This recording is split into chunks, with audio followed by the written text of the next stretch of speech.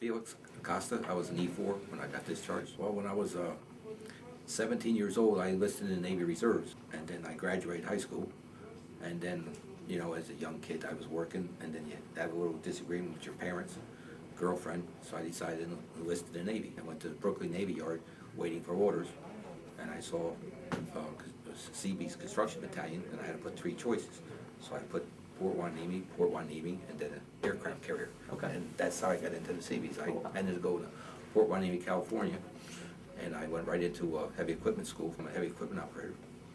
And I got out of the school and went right into MCB-5, that was their home base. And no sooner I was there, we went right over to Okinawa, Japan. I spent my first year in Okinawa, Japan as a 19-year-old, which was great tour there. And then we became what they called back then, it's probably still, we were the work battalion. And we almost went to Vietnam right from Okinawa, but being that we were already over there 12 months, they decided to send us home to California, give us a few months to recuperate and go through 2 weeks of basic training again in Camp Pendleton with the Marines.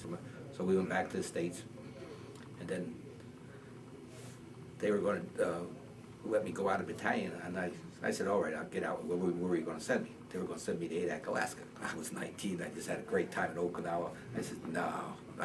So I went and saw my commanding officer, because I had a bunch of great friends. There was 12 of us close-knit. Half of us were Italian, a couple Southerners, all kinds. So I said, sir, can I get back in battalion? But I want to go over on the advance party. They would always send a bunch of us over 3 months early. So he said, no problem. Right back into the advance party. And to this day, my mother does not know that I volunteered both times to go to Vietnam. And so we went over to the advance party, spent 15 months over there. And I believed in the war. The people loved us and everything. We were doing great things. The plane landed. I get off, they throw us on a cow, what we called a cow truck. It was a tractor with an open trailer on the back, and we were all piled in with our gear. First thing you see is a bunch of Viet Cong, you know, and the Marines are over top of them, you know, wow, you know. And you're going down the road to the camp, and you see all these, you know, things going off, or planes shooting and things. Geez, I said, am I ready for this? And we get to the camp, and we're right in front of a big mountain.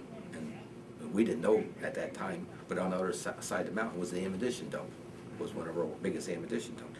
Well, we were next to the Marine interrogating outfit, where they interrogated the Viet Cong, and saw that too. A bunch of Viet Congs getting interrogated. And then across the street from us was, I think, a 6mm Hauser artillery Marines. Well, we found out that night. So here comes nighttime.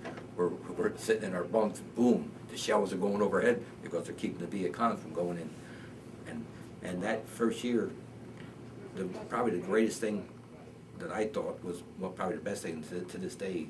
The best person I ever saw in Vietnam was Bob Hope. I mean, I saw him in Okinawa for the first time, which I thought was great, but I couldn't believe that we built the first amphitheater, I think in Vietnam for him, on our base. And he came to our camp and put on a show with Joey Heatherton, Raquel Welch, Jill St. John, and our chief petty officer. He let us sneak, because we worked every day of the week, day and night. So he let a few of us sneak back to camp and see the show.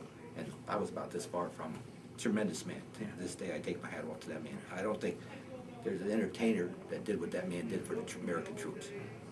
And you know, I saw where we worked along the roads, because my job was run DW-20s, earth movers, hauling stone. Because we were always attached Marines with General Walt and General Westmoreland that were over there both the times. And along one of the roads that we used to go up and down, there was a medical hospital. And we used to see the poor Marines coming in on choppers, blown to smithereens. I mean, you know, at 19, it's hard to see the relate dead bodies. You know, I mean, the saddest thing I, you know, always said when the war ended was the way it ended. For the poor guys that were home with no legs, no arms, that got killed. I lost seven close friends over there. And but I mean, I met a lot of great guys. Like, that's why I came to this thing. I mean, we were a knit group of people. Even my next door neighbor, we flew the Phantoms, and I happened to meet him in Vietnam. It was amazing. You're you know, thousands of miles away, and here's your next door neighbor's son shows up one day. I'm running a bulldozer, and this Jeep comes up, and I see this officer getting out. I said, who's this guy? And he's an officer. But I mean, the Americans were doing great things. The Seabees were doing great things. I mean, we saw a lot of bad things and we saw a lot of good things. We had to be careful because a lot of the Vietnamese were your friends during the day, and they worked on our camps.